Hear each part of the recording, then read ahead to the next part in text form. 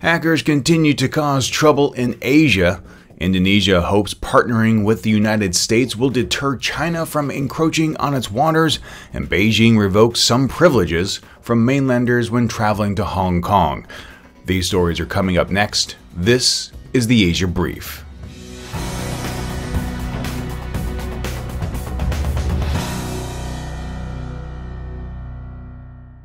Hello everyone, a very good Tuesday morning to you. It is April 14, 2015. My name is Steve Miller and it is my extreme pleasure to be here with you, so thank you so much for joining me.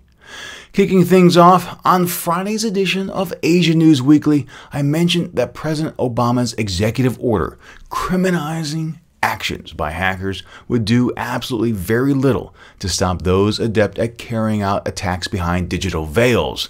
And once more, I was proven right. FireEye Incorporated, an internet research company, said hackers, most likely from China, have been spying on governments and businesses in Southeast Asia and India for a decade. The report stated the cyber attacks focused on political, economic, and military information.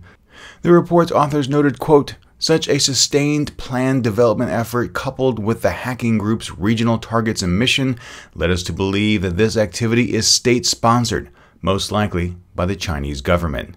End quote. Bryce Boland, Chief Technology Officer for Asia Pacific at FireEye, also noted the attacks were still ongoing as FireEye was able to see the servers the attackers used were still operational. Several nations, including the United States, have accused China of carrying out clandestine cyber activities in the past, and be sure, they aren't the only ones doing it. But like I mentioned on Friday, we will see more attacks, and they will get bolder. Unfortunately, authorities are on the losing end of the battle between white hat and black hat operatives, and as Rand Corporation researcher Lillian Ablin said, it's not just a perception. More attacks are actually taking place. It is a reality. Their successes almost breed more attempts. We are seeing an increase in large-scale cyber attacks. It's a reality, but it's also a little bit of a perception.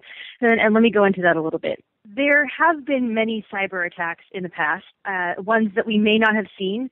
So that's the perception piece. The reality piece comes where these big attacks happen and they get a lot of media attention. And so there's a lot more focus on them from the white hat world and the black hat world. And so those in the black hat world see the opportunity of these kinds of attacks and perhaps in some cases the gains they could make, especially in those cases where they're stealing financial data or personal health information or personally identifiable information. And so then they join in these kinds of forces or get into these kinds of situations where they want to get involved and they want to have more cyber attacks.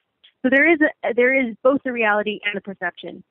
You'll be able to hear that complete conversation with Lillian Ablin by going to the archives section at asianewsweekly.net and looking for the March 20th edition of Asia News Weekly.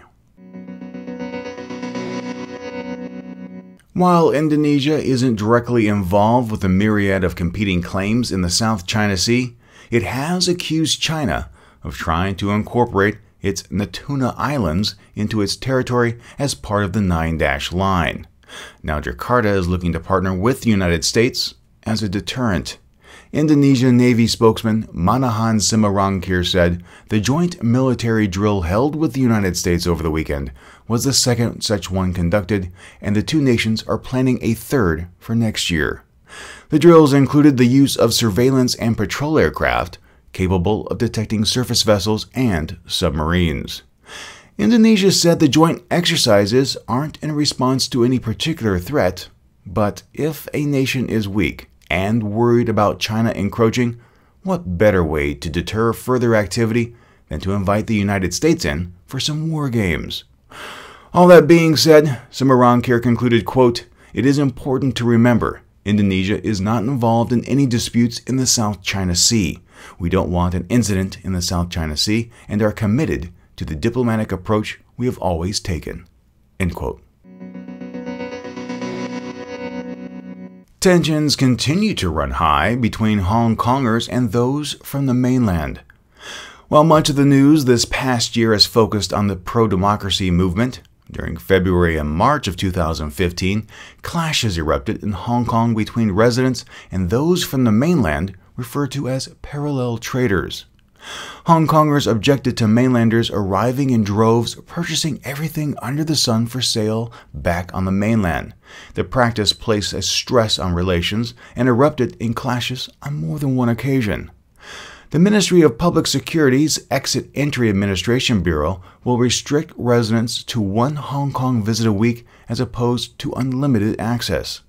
Hong Kong's chief executive, Leung Chun-ying, said on Monday that it wasn't an easy decision for Beijing. Leung hoped this would combat smugglers who lug masses of goods on trolleys across the border multiple times each day, which they then sell for a massive profit in mainland China. Of those traveling to Hong Kong this past year more than once a week, 30% were on multiple entry permits from the mainland. About 47 million people visited Hong Kong from mainland China, more than 6 times its population, and stressing the need for something to be done sooner rather than later. Well, my friends, those are today's stories. I hope you'll take a moment to leave your thoughts in the comments on Facebook or Twitter.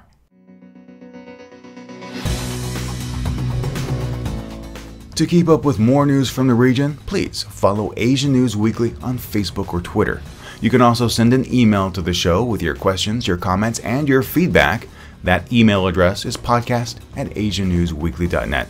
If you enjoyed today's program, please share it with your friends, and if you haven't, subscribe.